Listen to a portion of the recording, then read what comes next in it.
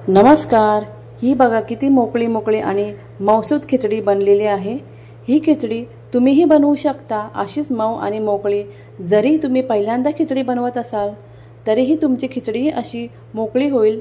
जर तुम्ही मी सांगितलेल्या पद्धतीने खिचडी बनवाल तर तुमची ही खिचडी अशीच बनेल। तुम्ही बघू शकता एक एक साबुदाण्याचा दाणा किती मोकळा आहे आणि मी याच्यात उकडलेली बटाटे टाकलेले आहेत तरीही खिचडी चिपचिपीत झालेली नाही आहे। त्यासाठी मी एका बाउलमध्ये घेतलेले होते साबुदाणे, त्यांना मी फक्त एक वॉश केलेला आहे, जास्त धुवायचे नाही।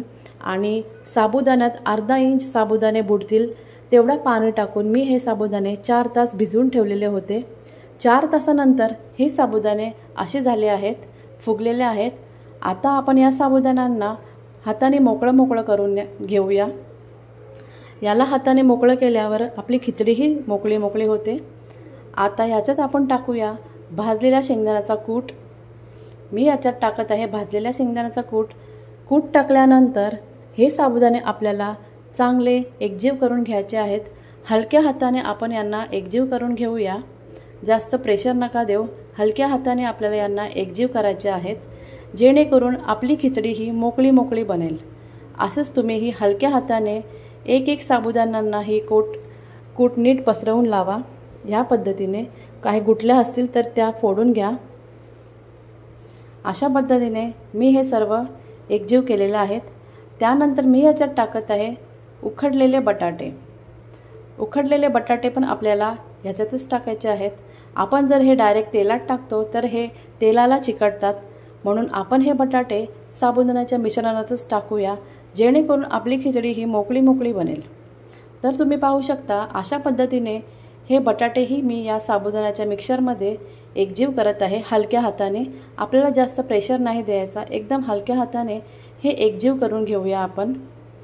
हे एकजीव झाल्यावर एकीकडे आपण तेल गरम करायला ठेवूया।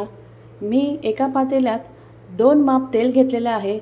खिचडी बनवताना आपल्याला जास्त तेलही घ्यायचं नाही आणि कमीही तेल घ्यायचं नाही, मध्यम असा तेल घ्यायचा आहे। तर तुम्ही बघू शकता मी इथे 2 माप तेल घेतलेलं आहे। माझ्या साबुदाण्याचे जेवढे क्वांटिटी आहे त्यानुसार मी इथे 2 माप तेल घेतलेलं आहे, 2 मोठे माप तेल घेतलेलं आहे।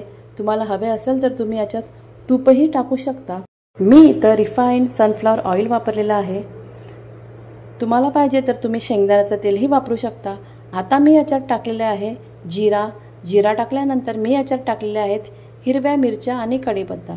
जर तुम्ही उपासाला कढीपत्ता नसाल खात तर तुम्ही हे स्किप करू शकता। आता या फोडणीला आपण चांगलं परतून घेऊया आणि थोडीशी मिरची शिजेपर्यंत ही फोडणी अशीच ठेवूया। इथं मी गॅस किंवा इंडक्शन थोडा स्लो ठेवलेला आहे। जास्त ठेवल्यावर हे आपला जो तडका आहे तो करपून जाईल। थोड्याशा मिरच्या शिजल्यावर आपल्याला याच्यात आपले साबुदाण्याचे जे मिक्सर आहे ते टाकायचं आहे। इथं मी लवंग्या मिरच्या घेतलेल्या आहेत। आता मी हे मिक्सर याच्यात टाकलेलं आहे। आपल्याला हळूहळू करून हे मिक्सर या तडक्यामध्ये टाकायचं आहे। एकदम नका टाकू, नाहीतर आपली खिचडी नीट बनणार नाही। अशाच हळूहळू पद्धतीने आपल्याला हे साबुदाणे आणि बटाट्याचं मिक्सर आहे ते पातेल्यात टाकून घ्यायचं आहे। हे झाल्यावर आपल्याला या खिचडीमध्ये टाकायचं आहे चवीनुसार मीठ, आणि आपल्याला जर गोड हवे असेल तर साखर टाकू शकता।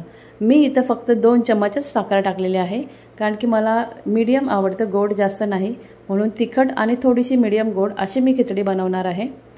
आता आपल्याला या मिश्रणाला हलक्या हाताने खालतून वर दिशेला परतायचं आहे आणि फक्त 3 मिनिटांसाठी मी याला झाकून ठेवणार आहे। आपल्याला हे जास्त शिजवायचं नाही आहे, कारण की जर आपण खिचडी जास्त शिजवली तर ती चिपचिपीत होते, म्हणून फक्त 3 मिनिटांसाठी आपण याला शिजवून घेऊया।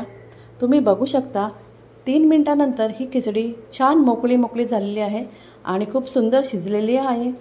कारण की आपण जर जास्त शिजवली तर आपल्याला ॲसिडिटी व्हायची त्रास असते, म्हणून ॲसिडिटी नको व्हायला म्हणून आपण हे जास्त शिजवायची नाही। हे बघा इतपत आपण याला शिजवत घेऊ आणि तुम्ही बघू शकता की ही खिचडी किती मोकळी झालेली आहे। जरी याच्यात उकडलेले बटाटे आहेत तरी ही खिचडी चिपचिपीत नाही झालेली आहे। तुम्ही ही खिचडी एकदा नक्की ट्राय करा। धन्यवाद।